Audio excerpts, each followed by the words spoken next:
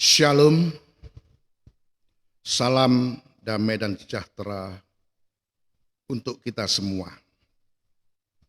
Mari pada kesempatan yang baik pada hari ini kita akan bersama-sama mengungkap rahasia yang ada di balik tirai dengan pengajaran anak laki-laki atau pengajaran kesempurnaan bersama dengan saya, Pendeta Haryono PE.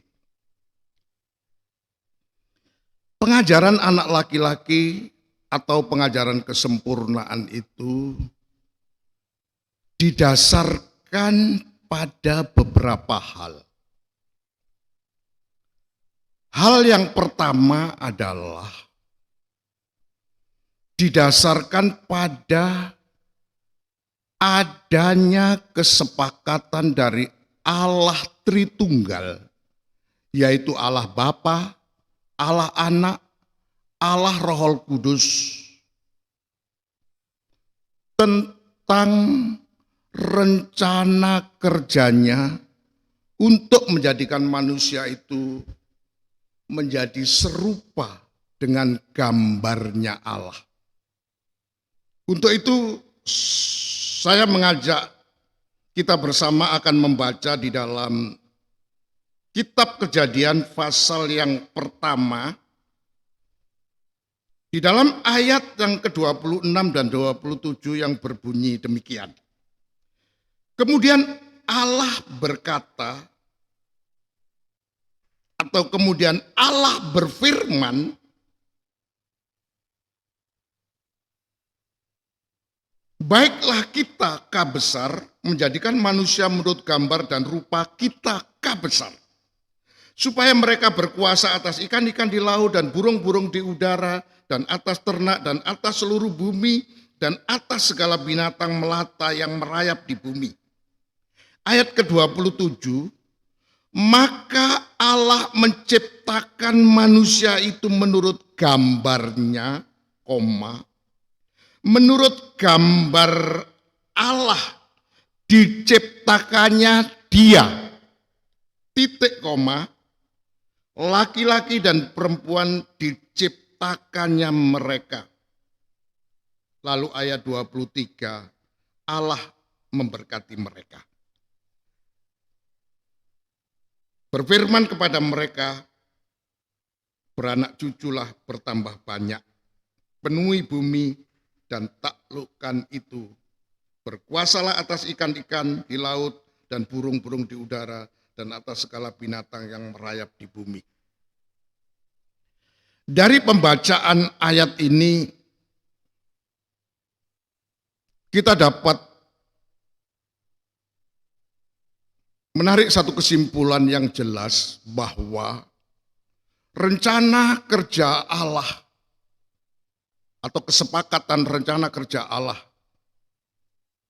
yang telah menetapkan mengenai bentuk dari manusia yang dijadikan itu harus serupa dengan gambarnya Allah.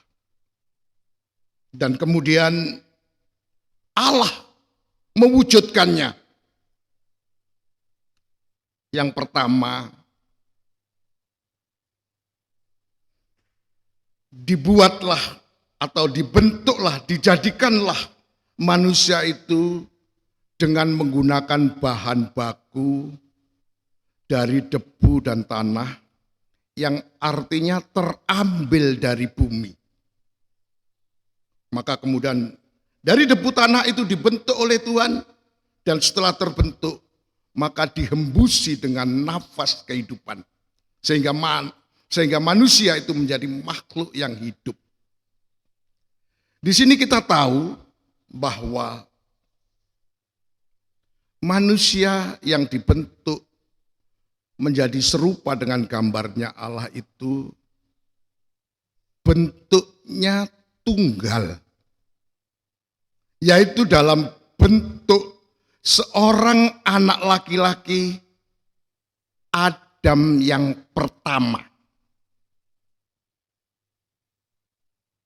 Dan setelah terbentuk anak laki-laki Adam yang pertama yang memiliki bentuk yang serupa dengan gambarnya Allah itu, maka Allah karena begitu menghargai, begitu menghormati, menjunjung tinggi derajat daripada manusia yang memiliki bentuk serupa dengan gambarnya Allah itu, sehingga Allah telah membuatkan satu tempat yang sangat khusus dan sangat istimewa untuk menjadi tempatnya manusia yang serupa dengan gambarnya Allah itu, yaitu membuat taman di Eden. Dan kemudian manusia yang telah berbentuk serupa dengan gambarnya anak laki-laki yang kita kenal dengan Adam yang pertama, yang memiliki bentuk serupa dengan gambarnya Allah itu, maka ditempatkanlah di Taman Eden untuk mengusahakannya. Ya, dan kita tahu anak laki-laki Adam yang memiliki bentuk serupa dengan gambarnya Allah itu tinggal bersama-sama dengan Allah. Dan setelah anak laki-laki pertama Adam itu dinilai oleh Tuhan karena dia bentuknya itu tunggal, yaitu dalam bentuk anak laki-laki, tapi karena dia hanya seorang diri, maka oleh Tuhan dinilai tidak baik. Ya, atau alias tidak sempurna. Karena dalam bahasa Indonesia, arti dari sempurna itu adalah salah satunya mempunyai nilai yang sangat baik. Jadi kalau anak laki-laki yang dibentuk oleh Allah yang menjadi serupa dengan gambarnya Allah, itu hanya seorang diri, bentuknya tunggal saja, itu belum sempurna. Nilainya masih tidak baik. Untuk itu mari kita baca. Di dalam Alkitab Kejadian pasal yang kedua, kita baca pada ayat yang ke-18. Tuhan Allah berfirman, tidak baik kalau manusia itu seorang diri saja, aku akan menjadikan penolong baginya yang sepadan dengan dia. Lalu Tuhan Allah membentuk dari tanah, lalu kita loncat pada ayat yang ke-21, kronologis untuk menjadikan manusia dari yang tunggal itu menjadi jamak, maka kronologisnya seperti berikut. Lalu Tuhan Allah membuat manusia atau anak laki-laki itu tidur nyenyak. Dan ketika anak laki-laki itu tidur, Tuhan Allah mengambil salah satu rusuk daripadanya, lalu menutup tempat itu dengan daging. Dan dari rusuk yang diambil Tuhan Allah dari anak laki-laki itu, dari manusia itu, dibangunnyalah seorang perempuan. Lalu dibawanya kepada manusia itu, kepada anak laki-laki itu. Lalu berkatalah manusia anak laki-laki itu, inilah dia tulang dari tulangku dan daging dari dagingku. Ia akan dinamai perempuan, sebab ia diambil dari laki-laki. Sebab itu, seorang laki-laki akan meninggalkan ayahnya dan ibunya, dan bersatu dengan istrinya, sehingga keduanya menjadi satu daging, menjadi satu tubuh. Jadi, anak laki-laki yang dibentuk oleh Tuhan serupa dengan gambarnya Allah, yang saya katakan berbentuk tunggal, yang hanya seorang diri, itu dinilai oleh Tuhan tidak baik atau belum sempurna. Sehingga Allah membuat dari yang berbentuk tunggal, yaitu anak laki-laki Adam yang pertama itu, kemudian dibentuklah seorang perempuan yang nilai dan artinya sama, yaitu yang sepadan dengan dia. Tentu serupa dengan gambarnya dia, bentuknya. Dan kemudian setelah terbentuk dari bahan bakunya tulang rusuk yang kemudian ditutup dengan daging oleh Allah, maka kemudian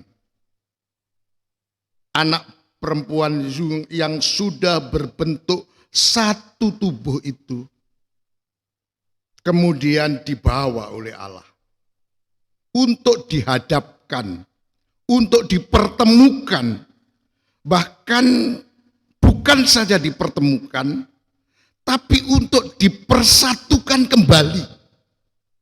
Untuk bahasa sehari-hari, dinikahkan, dikawinkan antara laki-laki dan perempuan itu untuk yang berasal dari jamak itu untuk menjadi tunggal kembali, menjadi satu tubuh yang nilainya itu sempurna karena sudah tidak seorang diri, tapi menjadi jamak, dan kemudian dari jamak itu disatukan kembali menjadi satu tubuh yang sempurna. Bukan hanya nilainya sangat baik, tapi juga nilainya lengkap, komplit, atau tidak cacat dan celah. Karena bentuk dari manusia yang serupa dengan gambarnya Allah, yang dari tunggal dijamakkan dan kemudian dari jamak disatukan kembali menjadi tunggal kembali dalam bentuk satu tubuh yang sempurna, dalam arti mempunyai nilai yang sangat baik karena tidak sendirian, tapi juga mempunyai arti yang lengkap, komplit, tidak cacat karena tubuh yang memiliki kepala, yaitu anak laki-laki sebagai suami, dan memiliki tubuh, yaitu dalam bentuk perempuan yang menjadi istri. Jadi saya ingin mengajak kepada saudara dan saya untuk memahami dalam arti daripada pengertian manusia yang sempurna, terutama mengenai bentuknya yang serupa dengan gambarnya Allah. Yang kedua, tidak sendirian, tidak hanya terdiri dari anak laki-laki saja, sehingga oleh Tuhan dari anak laki-laki itu dijamakkan menjadi banyak atau menjadi dua, yaitu terbentuk tubuhnya untuk menjadi istrinya. Jadi ini satu pelajaran yang berharga bagi kita semua, bahwa rumus dari pernikahan, rumus dari perkawinan antara laki-laki dan perempuan itu, di dalam pengajaran anak laki, di dalam pengajaran kesempurnaan, itu akan menjadi sempurna kalau mempunyai pemahaman yang dalam, yaitu suami dan istri itu bukan berbentuk atau bukan terdiri dari jamak atau bukan terdiri dari dua orang, tapi telah menjadi satu di dalam satu tubuh. Jadi istri itu menjadi tubuhnya suami, dan suami itu menjadi kepala. Ini harus menjadi praktek di dalam kehidupan kita sehari-hari, supaya penyatuan yang dibuat oleh Allah, perkawinan pernikahan yang dilakukan oleh Allah ini betul-betul mempunyai nilai yang sempurna. Karena tidak seorang diri, mempunyai nilai yang sangat baik dan lengkap sebagai satu tubuh yang ada kepala, ada tubuhnya. Ada tubuh dan ada kepalanya. Jadi ini saya katakan sebagai satu rumus di dalam sebuah perkawinan, sebuah perjodohan, sebuah pernikahan yang sangat kuat. Karena satu dengan yang lainnya itu saling mengakui ada di dalam satu tubuh yang tidak bisa dipisahkan. Sebab kalau kepala dan tubuh itu dipisah, maka is dead-lah manusia itu. Dan tidak sempurnalah kehidupan itu, karena sendiri-sendiri. Ini yang ingin menjadi. Tapi saya ingin mengajak saudara dan saya untuk melihat lebih dalam.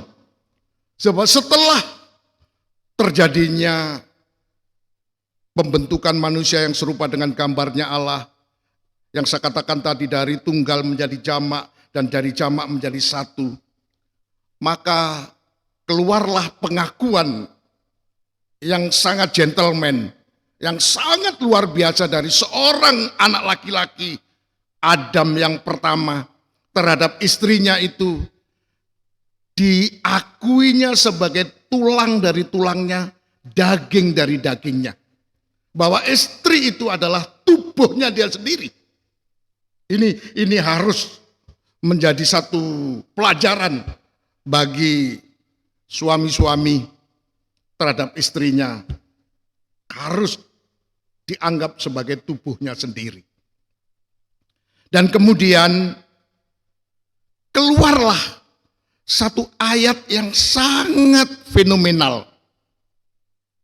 Yaitu ayat yang mengatakan, sebab itu seorang laki-laki akan meninggalkan ayahnya dan ibunya dan bersatu dengan istrinya sehingga keduanya itu menjadi satu tubuh. Bukan lagi dua, bukan lagi jamak, tapi menjadi satu tubuh. Satu daging. Jadi kalau daging itu dipisah antara kepala dan tubuh, antara suami dan istri, itu sudah sangat menyakitkan itu. Ya.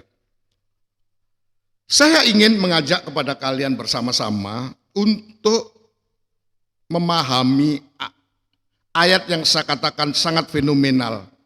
Karena di dalam suratan Efesus oleh Rasul Paulus, ayat ini dikatakan mengandung rahasia yang besar, mengandung makna yang sangat dalam, mengandung arti yang luar biasa.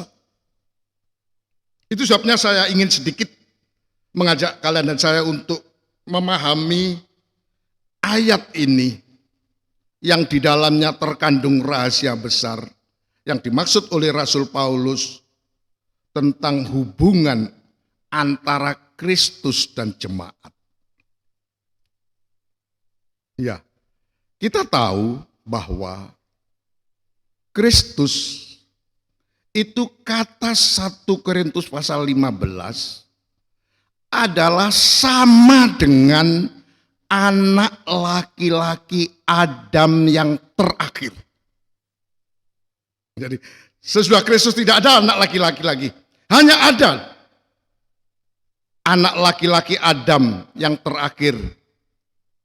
Bisa saya istilahkan Adam itu sebagai suami, Adam itu sebagai kepala. Ya, itu status daripada suami itu kepala, seperti Adam yang pertama, kepala daripada perempuan yang bernama Hawa, yang menjadi istrinya.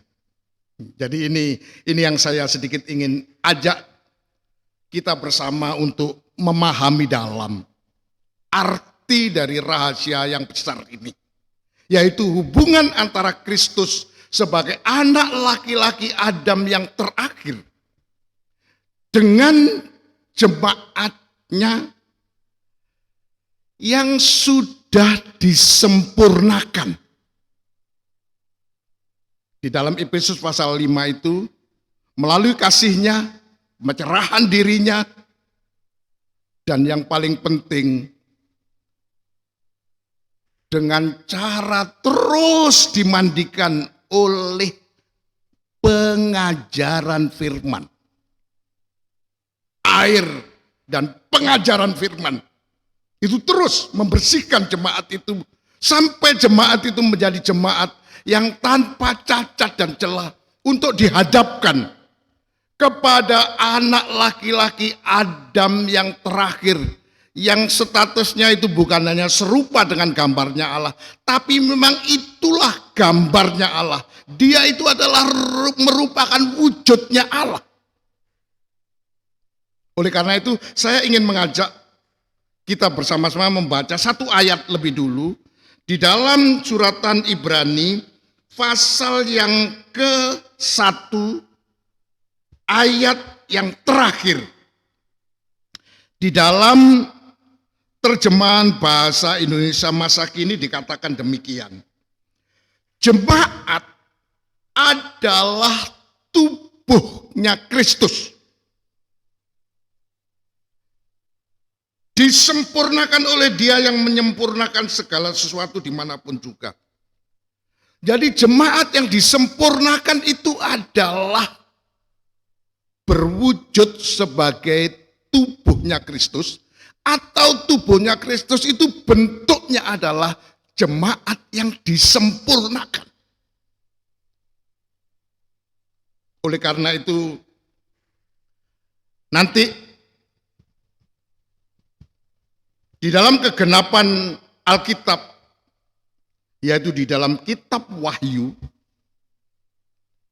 di mana kitab Wahyu itu merupakan satu petunjuk dari Allah yang diberikan kepada Kristus Yesus, yang oleh Kristus Yesus ditunjukkan kepada hamba-hambanya tentang apa yang harus segera terjadi. Jadi kitab Wahyu itu adalah satu petunjuk dari Allah kepada hamba-hambanya tentang apa yang harus segera dijadikan oleh Allah. Yaitu Wahyu 12 ayat yang kelima khususnya, akan lahirnya anak laki-laki yang akan dilahirkan oleh seorang perempuan. Nanti secara khusus saya ingin di season berikutnya membahas secara khusus tentang kitab Wahyu ini.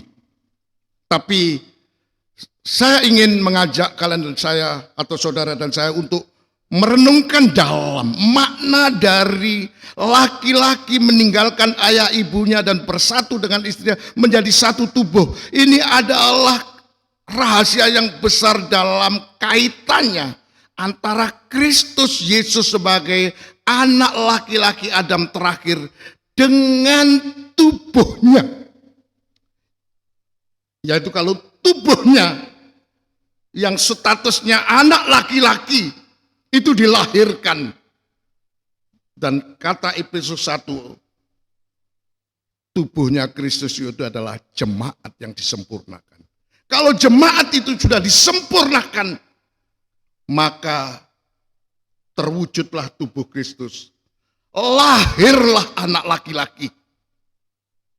Dan nanti kalau anak laki-laki ini lahir, maka akan segera diangkat, dibawa oleh Allah untuk dihadapkan kepada kepalanya,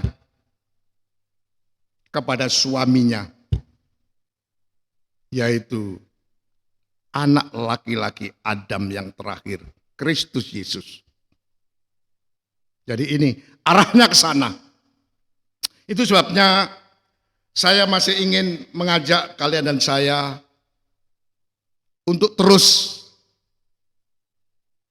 akan bersama-sama mengungkap rahasia yang ada di balik tirai ini dengan pengajaran anak laki-laki atau pengajaran kesempurnaan ini secara lengkap, season demi season, mulai dari dasar-dasarnya sampai kepada perwujudannya nanti.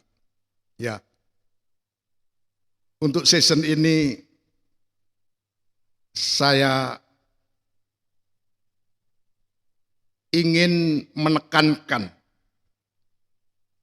tentang dasar yang sangat penting dari pengajaran anak laki-laki, pengajaran kesempurnaan itu, yang didasarkan adanya kesepakatan dari Allah Tritunggal, Allah Bapa, Allah Anak, Allah Sang Putra, mengenai polisi kerjanya, mulai rencana kerjanya, untuk menjadikan manusia menjadi serupa dengan gambarnya Allah, terutama yang sempurna.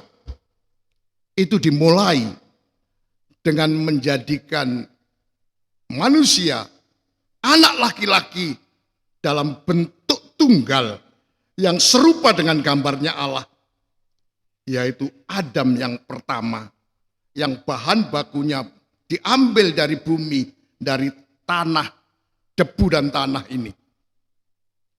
Dan kemudian,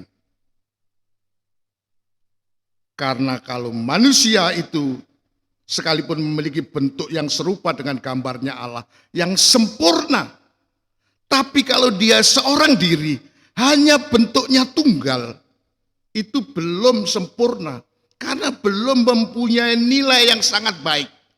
Oleh Tuhan dikatakan tidak baik, alias tidak sempurna. Sehingga Allah membentuk.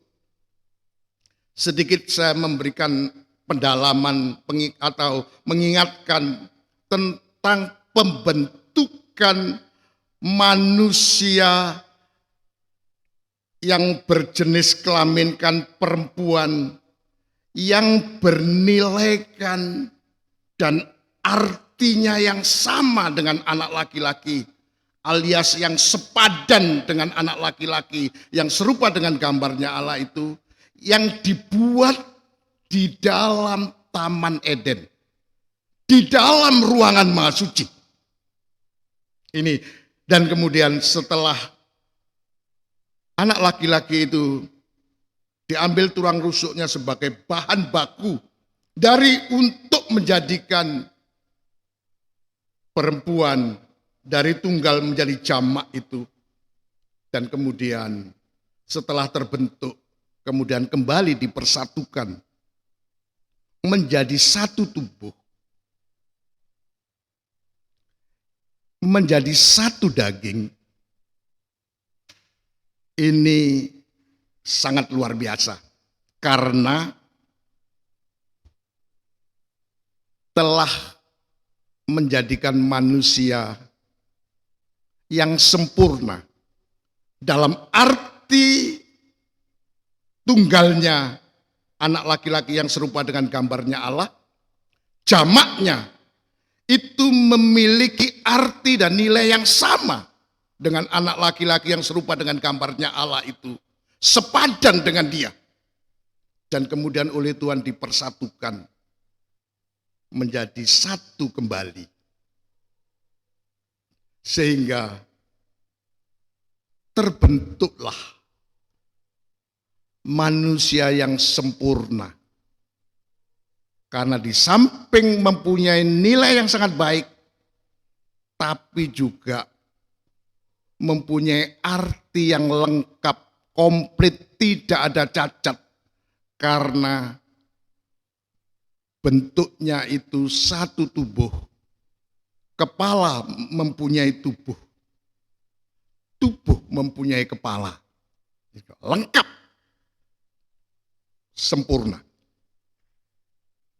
Itu sebabnya keluarlah ayat yang di dalamnya terkandung rahasia yang besar. Seorang laki-laki meninggalkan ayah dan ibunya dan bersatu dengan istrinya menjadi satu tubuh, menjadi satu daging. Rahasia dari ayat ini adalah menunjuk kepada hubungan antara Kristus, sang anak laki-laki Adam yang terakhir itu, dengan tubuhnya, atau dengan istrinya, yaitu jemaat yang disempurnakan. Jadi jemaat yang disempurnakan itu, itulah yang diakui oleh Tuhan sebagai tubuhnya Kristus.